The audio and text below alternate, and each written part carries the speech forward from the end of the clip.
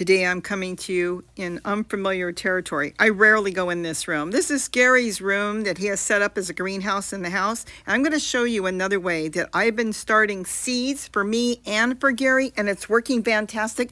And it might give you an idea of how you may want to start some seeds, and you can grow them all year this way. It's fantastic. It's seeds in a container. It's a greenhouse. Well, you know what? Let's just get into it so you can see exactly what I'm doing. Yep. Even a K-cup. Hi, it's Robbie from Southern California, and I'm in a very unusual place. This is Gary's room, and he's got stuff over there, and all his things he's growing, I don't even know what half of these are. So this is his room. But today, since I am planting up tomatoes for him, I brought them in here, and I set them up on his rack, and I'll show you the rack where he's got the tomatoes. It's a special variety of small type tomato plants. They don't get giant. They don't get no 10 feet or anything. And he has this rack set up right in the window, and it works perfect because the sun is up in the air now. It doesn't beat on the glass, so it's not going to burn the plants. And he's got other plants he's starting and other seeds he's starting, and that's basically it. So I'm in here now to get my seeds started. Now I'm going to be starting seeds all summer, including into the fall, to try to get certain crops for winter. I still use the tool.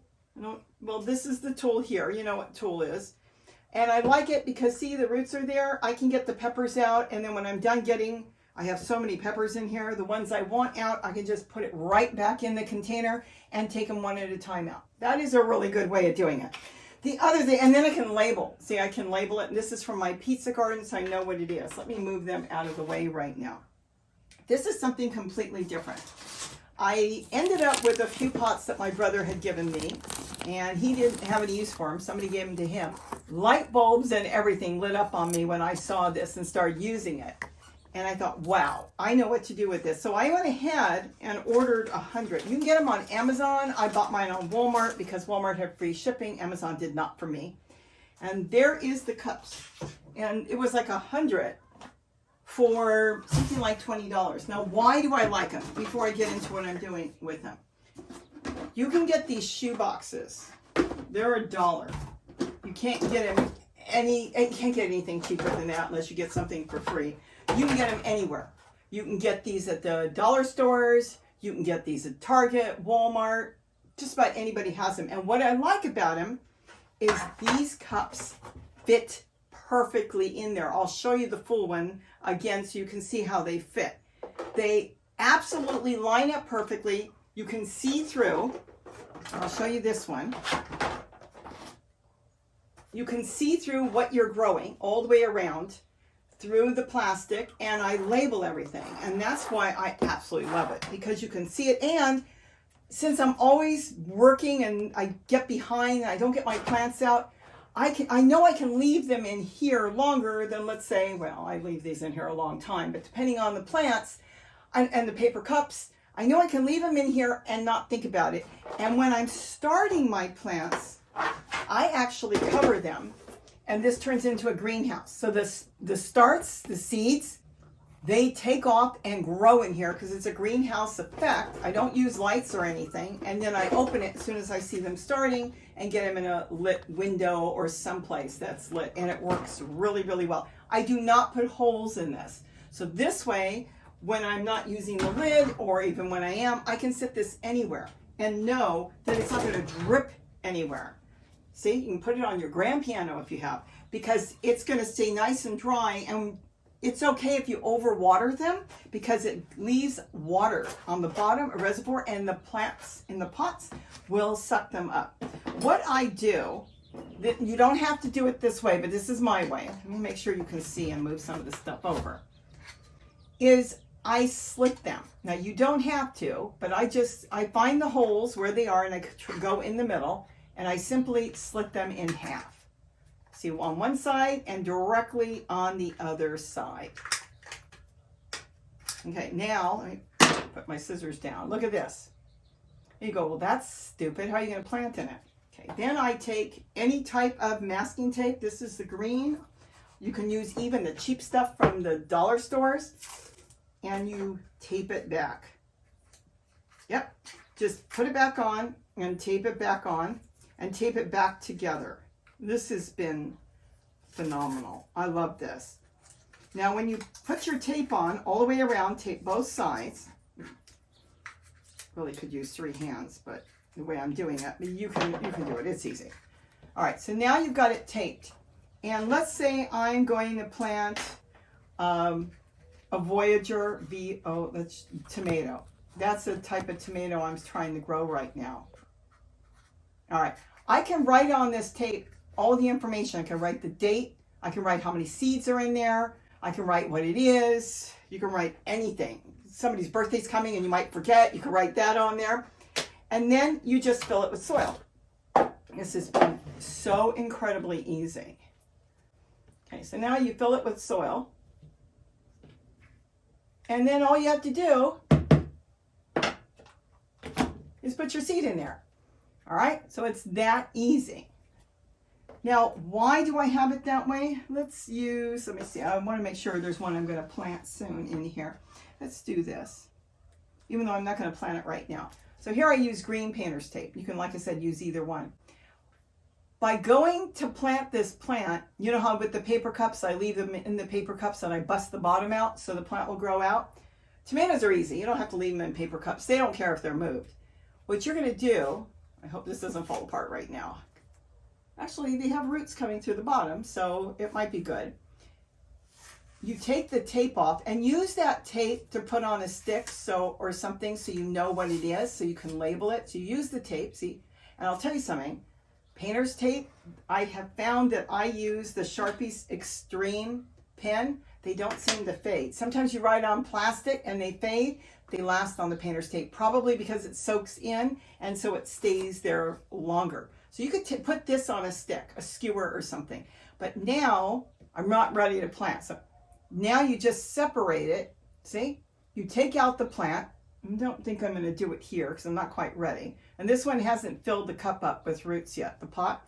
You lift it out because you're not hurting the plant. You're not trying to tip it upside down. Just lift it out. And then when you're done, you plant this outside. Then what you do is wash it in the sink, dry it, and you're ready to go again.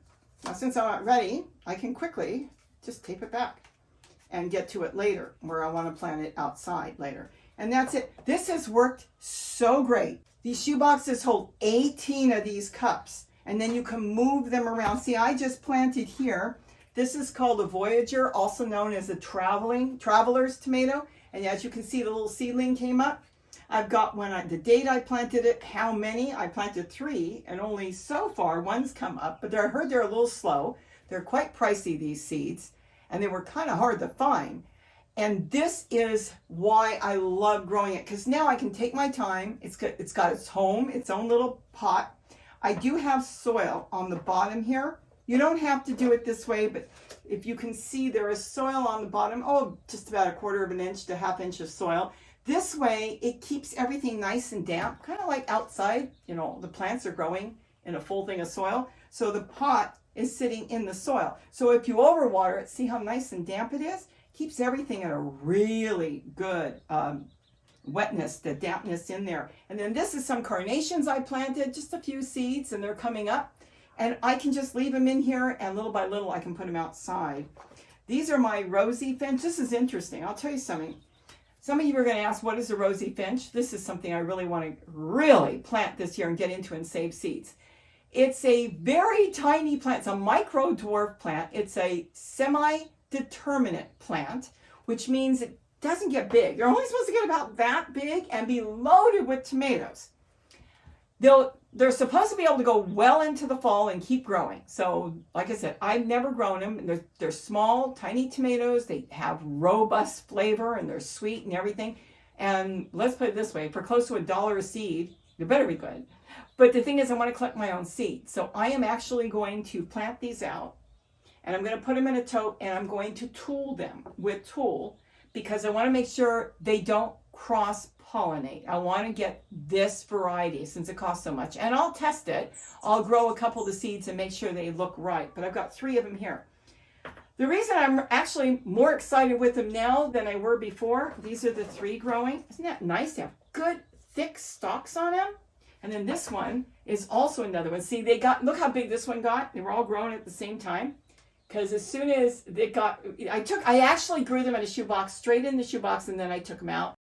As you see here, I've got seedlings growing directly in a shoebox. I've got tool here so I can lift it up. I actually divided it with plastic, and yes, you can even use K-cups. Look at the 2 big tomato plants in K-cups. Keep that in mind if you don't want to put the money out on the 2-inch flower pots.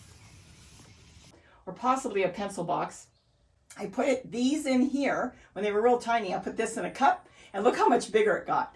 But you know what? Once it's out of here, it's going to take off. The reason I was excited about them is the other day, about a week ago, my mind wasn't all right there, and I went outside and I put all my tomatoes outside because it was kind of overcast, and I thought I'd kind of harden them up and put them out on the deck. And then the sun came out and I ran outside, and a lot of my plants kind of looked fizzled out. See how this one's droopy? So is this one. This one's a Brad's. This one is a large cherry tomato. See how droopy they are? But when I checked them, not one of the Rosy Finch tomatoes were drooping. In fact, they were just enjoying the heat of the sun. And I thought, wow, these can be in direct sunlight. These should work really good in the heat, and they'll probably go really good all through the summer into the fall. I'll let you know because this is new to me. So I wanted to show you another way of growing seeds. This is really good if you're starting, let's say, to get your stuff outside, but you want to start you could do corn in this too. Each single one could have corn. You can pop them outside. You could do tomatoes, cucumbers. A lot of times with cucumbers, they grow really good once the weather warms up, and then the plant can fizzle out. When you're ready to have more cucumbers, the plant is on its way out. But you can have this in the house with cucumbers taking off, or watermelon, and then get them outside in the garden. They'll take off because they love the warmth of the heat of the summer. And then you'll get a second crop on new plants. So I'm really excited with this. Hope I've given you some ideas. I mean, you could do this with paper cups, but these are square, and these just butt up to each other so perfectly. You can get so many in there. And let me tell you something.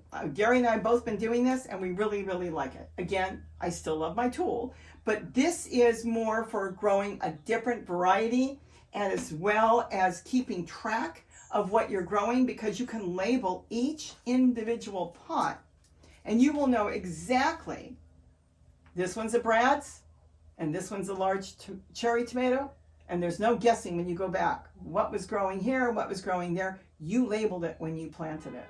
So I hope I've given you some ideas on how to grow, in another method, seeds for your garden or your window. With that, have a wonderful day, and don't forget to eat what you grow. Bye-bye. I don't think they're calling me. If they are, I hope they're taking me someplace nice.